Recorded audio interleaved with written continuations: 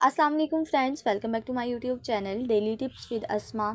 आज की इस वीडियो में हम आपको बताएंगे उकबा नाम के बारे में अनोखी और दिलचस्प मालूमात। उकबा नाम का शुमार लड़कियों के नामों में होता है। उकबा एक इस्लामी नाम है। उकबा नाम की इब्तदाई तारीख अरबी ज़ुबान से निकलती है। उकबा नाम की लड़कियों के लिए खुशकिस्मत नंबर 3 माना जाता है। माहिरीन के मुताबिक उकबा नाम की लड़कियां बहुत रहमदिल होती हैं।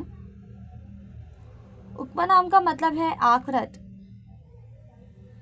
उकबा नाम की लड़कियों के लिए खुशकिस्मत दिनों में बुध और सोमवार का दिन शामिल है। उकबा नाम के अफराद के लिए मुवाफिक रंगों में पीला और सब्ज रंग शामिल है।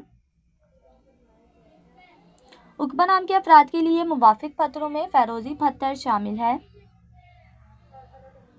खुशकिस्मती वाली धातों में हिस्सों के हिसाब से कांसी और तांबा शामिल है। फ्रेंड्स, अगर आप अपने नाम का मतलब जानना चाहते हैं तो कमेंट बॉक्स में अपना नाम लिखें। इंशाल्लाह हम आपके नाम की वीडियो ज़रूर बनाएंगे। Thanks for watching.